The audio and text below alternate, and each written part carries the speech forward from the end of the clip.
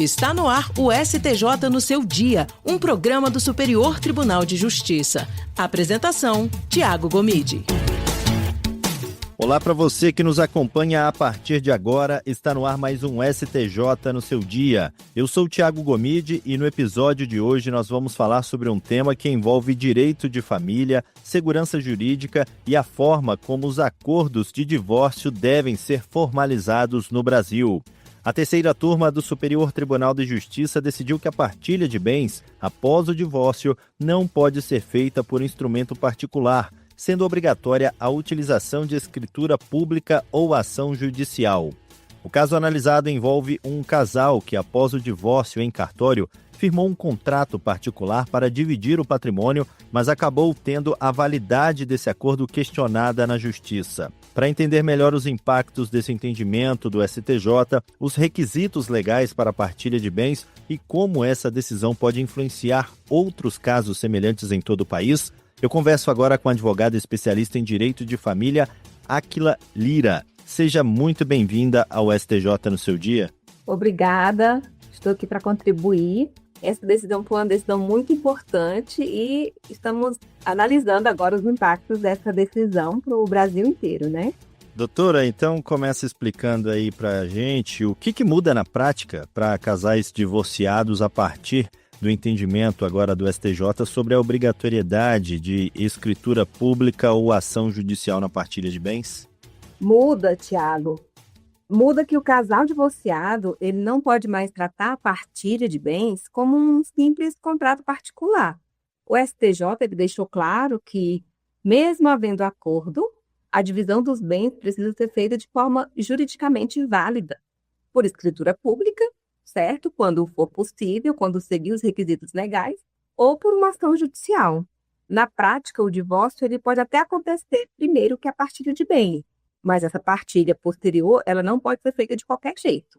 E por que um instrumento particular ele não é considerado suficiente para formalizar a partilha de bens no divórcio, mesmo quando há um acordo entre as partes? Porque a partilha de bens, ela envolve transferência patrimonial, envolve definição de propriedade, dívidas e efeitos perante terceiros. Então, mesmo que exista um acordo, a vontade das partes ela não substitui a forma exigida em lei. Então, o contrato particular ele pode até demonstrar aí uma intenção, mas não é suficiente para formalizar validamente a transmissão dos patrimônios adquiridos durante o casamento. E como que essa decisão do STJ se relaciona com as regras do Código de Processo Civil e com a Resolução 35 de 2007, lá do CNJ? Essa decisão ela é muito importante porque ela segue o que já está previsto no sistema jurídico brasileiro. O Código de Processo Civil, por exemplo, ele já permite o divórcio consensual por escritura pública e foram cumpridos os outros requisitos legais. E a Resolução 35 de 2007, lá do CNJ, ela regulamenta esse procedimento nos cartórios. Então, o STJ ele apenas reforça que a simplificação da partilha de bens já existe na prática, mas ela precisa respeitar a forma correta. Pode ser feito por escritura pública e, se houver conflito, via judicial.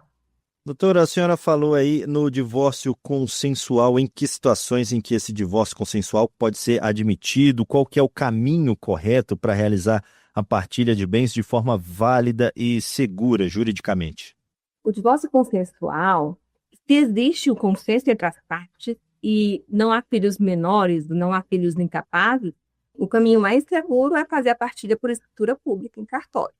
Se houver alguma divergência, dúvida, omissão de bens ou discussão sobre dívidas, aí o caminho adequado seria uma ação judicial.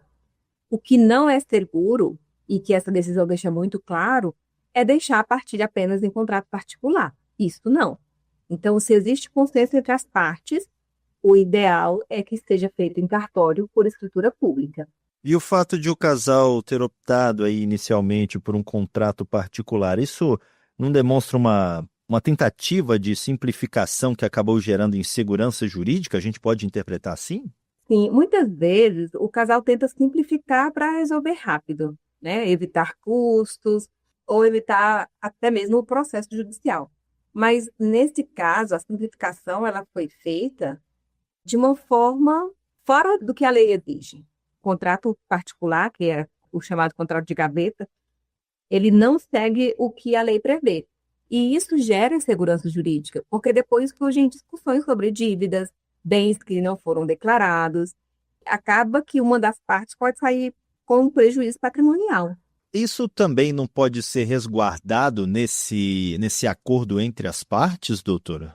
Até poderia, mas o acordo entre as partes, ele não tem a força jurídica para resguardar essa transmissão de bens.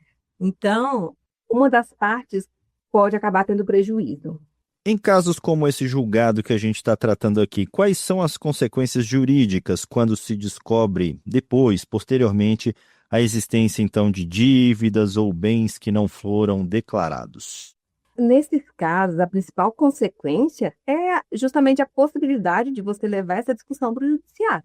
Quando aparecem dívidas, bens não declarados, pode haver um pedido de partilha, um pedido de sobrepartilha, anulação ou até mesmo a revisão do que já foi ajustado. Só que tudo isso a gente precisa verificar de acordo com o caso concreto, né? O ponto central é que a parte prejudicada ela não fica obrigada a suportar uma divisão patrimonial baseada em informação incompleta ou omissa, que está ali trazendo ali um prejuízo financeiro.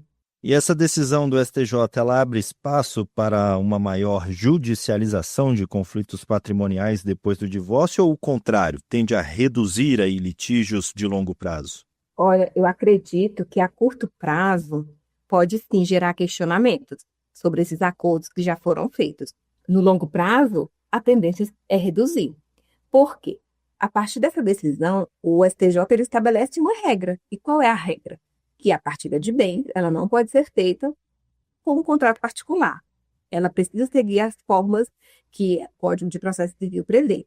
Então, quando as partes sabem que essa partilha não pode ser feita de qualquer jeito, que ela deve ser feita por escritura pública ou por uma ação judicial, evitam acordos frágeis e mais fáceis de serem questionados depois.